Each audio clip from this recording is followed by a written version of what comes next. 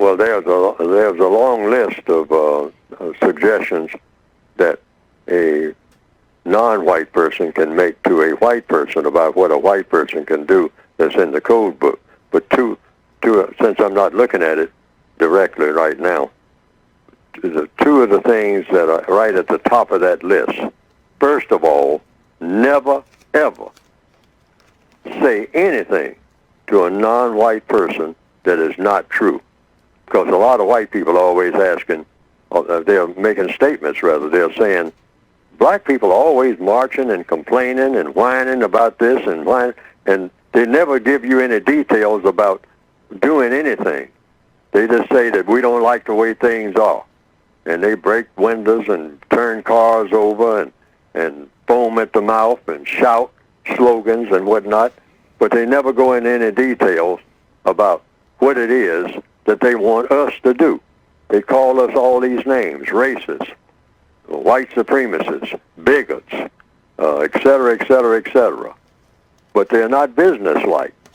They just believe in running up and down the street, throwing things and yelling and insults and calling us names. And we white people who want to help don't know what to do because they're too busy calling us names and not going into any details, not acting like they're going to sit down and do business in a sane, methodical manner to solve their problems. They just say, we don't like it the way it is, and we are racist, and blah, blah, blah, blah. So the code approaches this, the counter-racist code, the suggestions that I make, because many times they're telling the truth about that. Back in the 1960s, some white people were asking that same question, just in that way. What do you want us to do? Name something. And they just say, well, they just say, well, what do you want? See, they use that word want. And I remember in one instance, the answer was from a group of black people was, well, what do we want? What do you got? Okay, and everybody laughed. See, but it's no laughing matter. I mean, when it comes right down to when the rubber meets the road. So the first order of business, I thought about that. That's why I started putting it in the book. Oh, when they ask you a specific question, what do you want? And you want to get into specifics, say, well, now, first thing we want is don't ever say anything to a non-white person that's not true. Now, a lot of people will say, well, we want housing, we want better jobs, we want et cetera, et cetera. We can get to that later. That's on the list, too. But top of the list is don't say anything to a non-white person that's not true. Why? Why is that in the textbook for victims of white supremacy, right at the top of the list of what you say to white people when they ask, what do you people want? Why is that at the top of the list? Because white supremacy thrives on falsehood.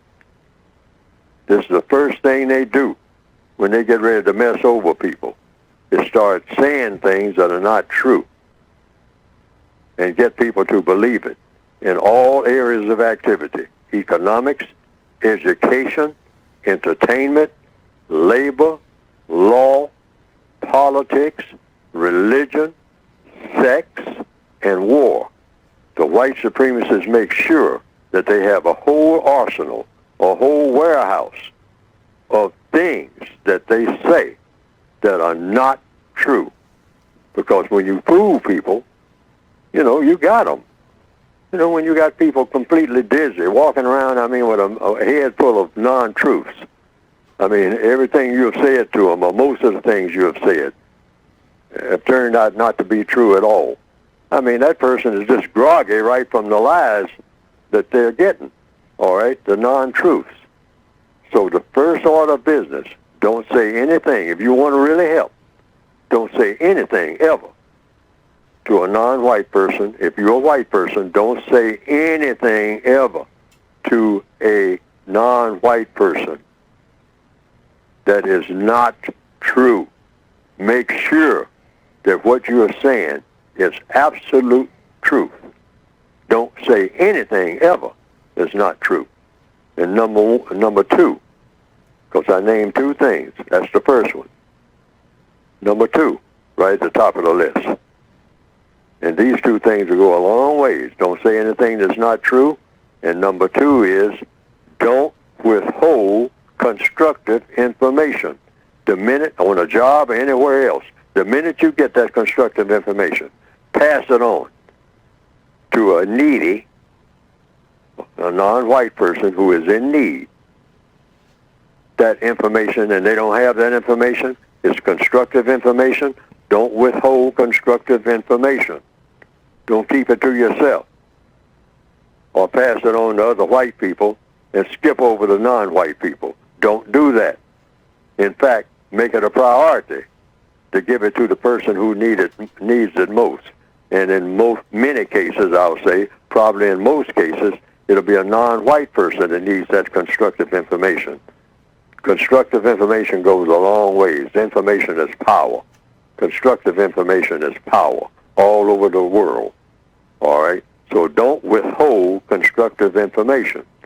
The white supremacists are skillful at doing that. They'll give you a whole bunch of information, but it'll be non-constructive. They'll rush to give a non-white person a whole bunch of ideas, a whole bunch of information to send them down a path that's headed for destruction. So we want constructive information, all of that constructive information, any constructive information that you have, anything that you think will wind up really helping this non-white person, give it to them immediately. Make a beeline to them deliberately and do it. Those two things will go a long ways.